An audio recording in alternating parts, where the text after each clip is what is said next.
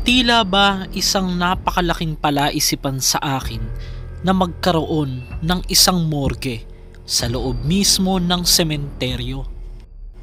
Papaano nga ba ito nangyari at ano ang nakakapangilabot naming naranasan? Para sa akin, hindi normal na nagkaroon ng isang morgue sa loob mismo ng sementeryo.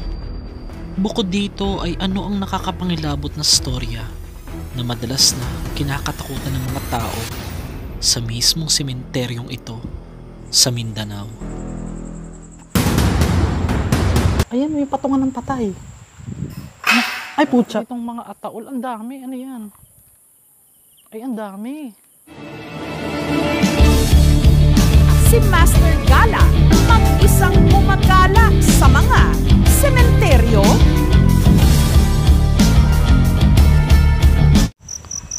Ang mga kababalaghan ay walang panahon dahil sila araw-araw pwede nating makasama kahit hindi sa sementeryo. So ngayon iikutin natin ang sementeryong ito sa Kamukaan dito po sa Davao del Sur sa Digos. Isa ito sa creepy cemetery na maraming kwentong kababalaghan silang sinasabi na ito ay may mga naririnig silang nag-iiyakan at may mga palutang-lutang ding nakabaong dito. Actually, ang mga sementeryo, normal na po yung kwentong nagpapalutang-lutang ng kabaong, pero hindi po totaling sa sementeryo. Dito ko lang po narinig yung ganong story, mga kamaster. At yung isang morgue sa sementeryo ay papasukin natin ngayong gabi.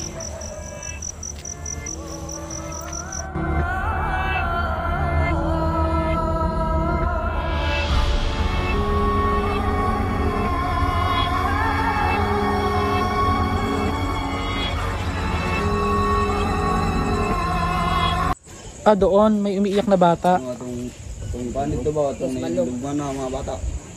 Ano pa? Moro to.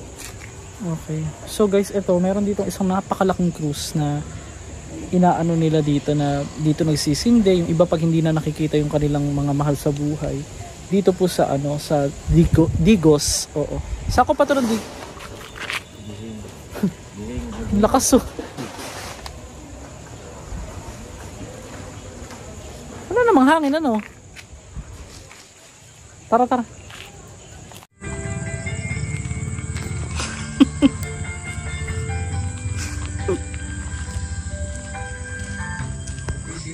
So guys, meron dito mga kambing. Ba't kayo nandiyan sa Nitso? So ito na po yung isang sementeryo na puntahan namin. Ayan. Magtatanong-tanong lang kami kung may alam silang story dito guys. Kasi pinagtitibag-tibag na eh. Oh. Winasak-wasak na. Anong oras po kayo nagigising? Mga 11. Nung gabi. Tapos? Ako'y madunggan ka mga kuan. May naririnig kayo? Ano po yung naririnig niyo dyan? Hilak. Ay. Umiiyak. Wala naman tumatawa. Wala. Hilak lang. Diyan o sa may malaking mangga o. Meron dyan mga ano daw. Kung naimukan diya ba, muagi ba ang tao na aday mo kuan nga lungon. Ay, kumaan ng kabaong. Dumadaan. Normal lang yun eh, palaging ganun. So, kinikilabutan ba ako? Saan dito? So guys, first time ko pong pumasok sa isang sementeryo na meron pong morgue. Ano, bakit nga daw po ba ginawa yung ano na yan? So guys, may kasama tayo ditong mga bagong subscriber. Actually, nakapanood na ba kayo before? Ay, karon lang, yan na po. Pero yung mama mo, yung ate ko po, yung ate mo yung kanina, oo. Taga dito po sila guys sa sementeryo, dito po sa Kamukaan, oo. Shout out sa'yo kung taga dito ka at pupuntahan nga na natin yung isang morgue. May morgue sa sementeryo, sa loob mismo ng sementeryo guys. So, talagang kakaiba ito. Tara. Ang creepy. Bakit daw po ginawa yung morgue na yan? Para saan daw po iyan? ewan ko sa kanila. Wala kang kabalo. Tapos, yung kinuwento ng ate mo kanina, meron daw lungon or kabaong. Lungon kasi sa Bisaya guys yung kabaong na nag-ano ba? Nung nagsusuroy-suroy. Lumulutang-lutang daw dun sa may daan. Mapuntahan din natin yun. Hala, nag-aaway. Nag-aaral.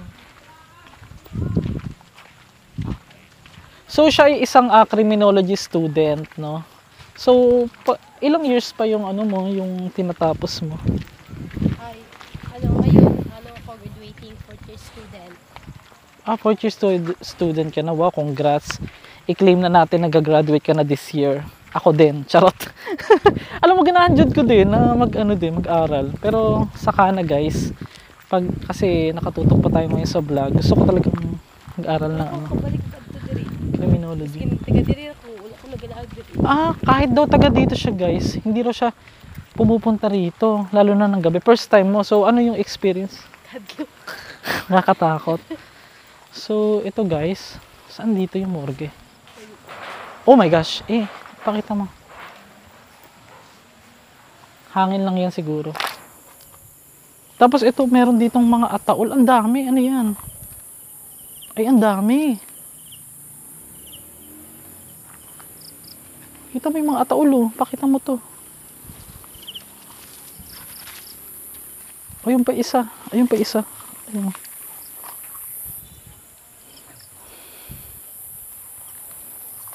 So, ito yung malaking cruise na inaanohan nila dito.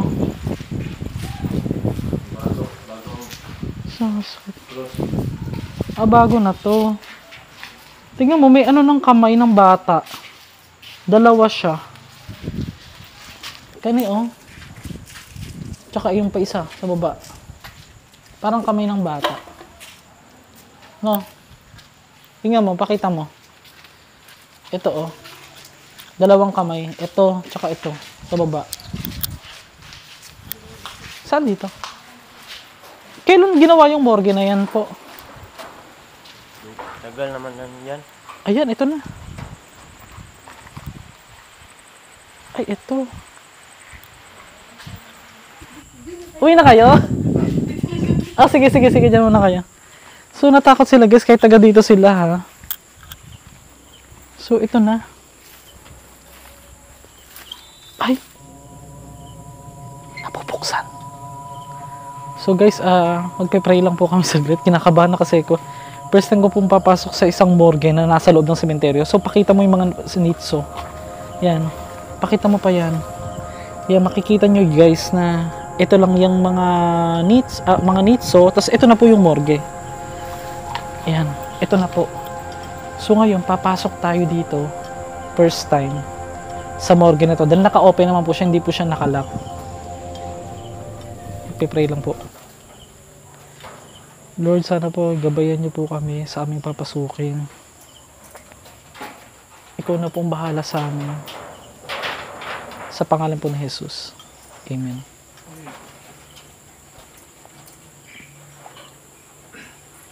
Tara.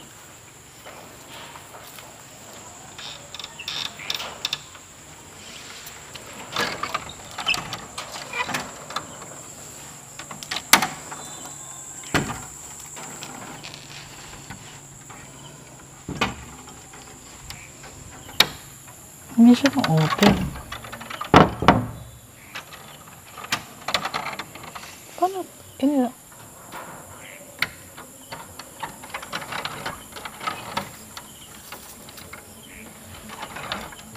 Bakit may morgue sa loob ng sementeryo?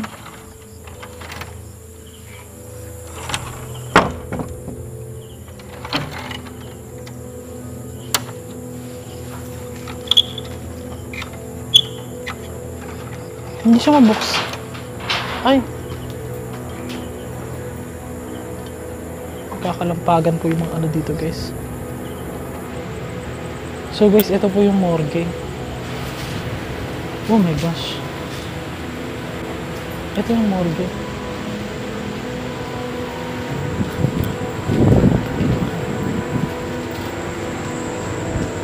Oh my gosh. Ayan, ito na. Morgue nga. Ayan, may patungan ng patay. Ay, putya. Ay, putya. Kita mo, guys? Ayan, guys, oh. Ay, parang ano lang, something ano lang kakaiba. Bakit nilalagyan ng morgue?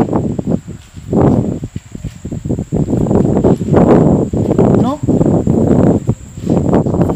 Hello?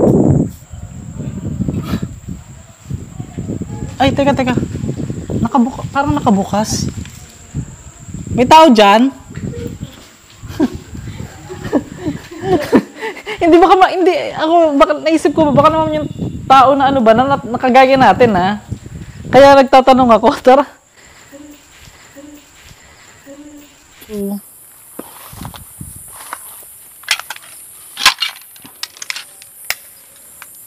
ilawan mga to. Akin na yung camera.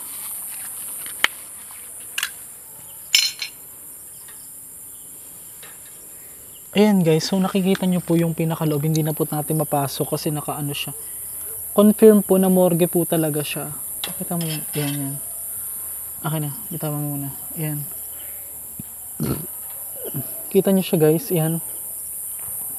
Malinis naman po, pero parang hindi siya ginagamit masyado, no?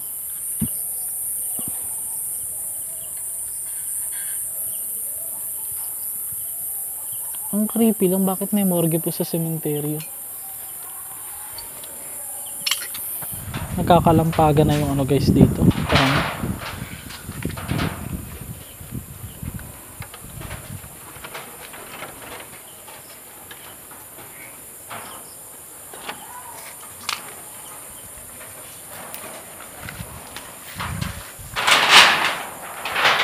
nagkakalampagan guys. So silipin, tingnan nyo to. Ano ito? Mga gamit sa morgue? Ay. Ano yan? Formalin? Tingnan ko nga. Plastic. Ah, thinner.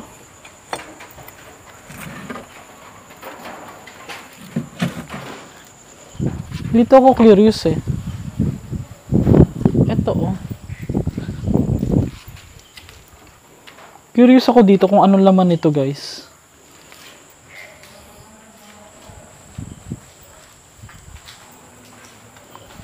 Ayan, naamoy mo na? Naamoy mo? Formalin? Baho siya. Baho. Bakit may ano pumatak? Patak ba yan? Tubig ba to?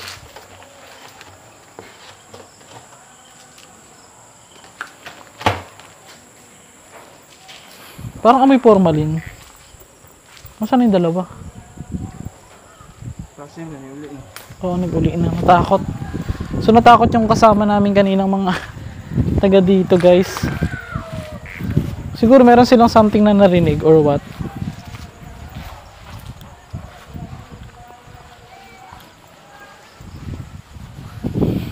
Tara. So ito guys.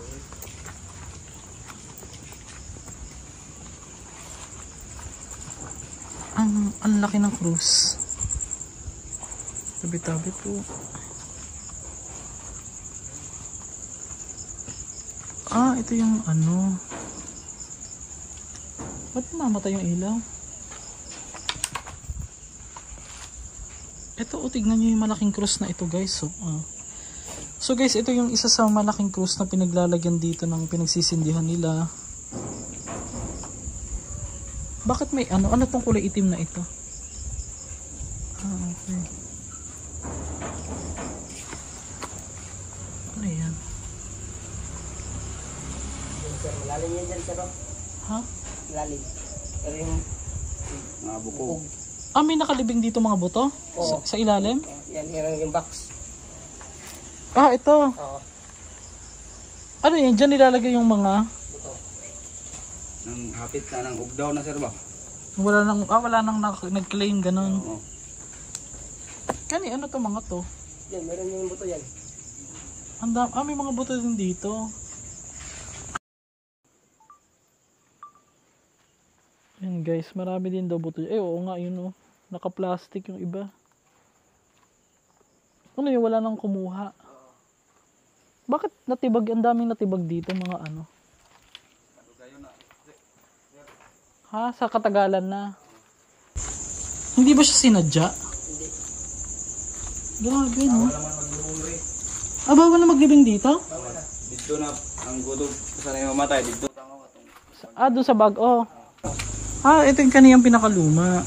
So diri gabon sa tigdagkot kay naman rito mga dugay naglubong ba. Okay.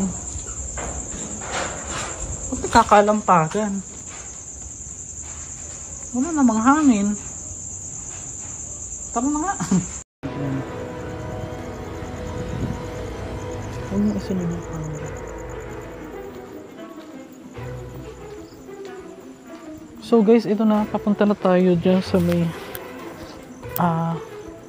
punong malaki dito na di umano may nakikita sila ritong white lady. So pansinin nyo, inaayos na po kasi yung mga kabaong dyan. Nakikita nyo dyan. Mga nitso pala, inaayos na. At parang ililipat yata sila sa mas malaking sementeryo. Dito yung malaking puno.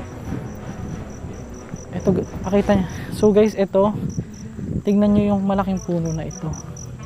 Diyan do sa ilalim niyan nakikita yung yung tawag dito. Tingnan mo, tingnan dito. Mga galaw-galaw, oh. No. Wala namang hangin. No. Nagagalaw-galaw siya. Walang hangin. So guys, dito may nakikita nga po dito na parang lumulutang na kabaong dito sa highway na to. Makikita niyo yan. Pakita mo yung highway. Yan. Yan, dyan. Dito malapit sa punong malaki na ito. So, tapos this oras daw ng gabi guys, itong mismo daan na to na pinagdadaanan ng isang kabaong na lumulutang ay nakakarinig sila malapit dito yung mga nakatira na nakausap natin. Ang sabi na minsan pag oh my gosh, minsan pag sabi dumadaan daw yung nagigising daw siya ng alanganing oras 11 at nakakarinig siya ng nag-iiyakang bata mismo dito sa sementeryong ito. Kaya ang creepy talaga kasi kung mapapansin nyo guys, kung titignan nyo yung tutumbukin nyo yung daan na yan, puro puno ng saging dyan na mga ibinebenta, dinadaan sa inaano sa Davao, ganyan. So kanina pa nagkakalampagan yung mga ano dito pero wala namang hangin. Medyo creepy kaya pauwi na rin kami guys. Tara. Papaano kung ang isang bahay na itinuturing na pinaglilingkuran ng kanilang Panginoon ay nilisan at pinamahayan na ng mga hindi nakikita at naging isang lugar na kinakatakutan? Papasok ka ba dito o dadaan lamang sa abandonadong bahay ng mga madre?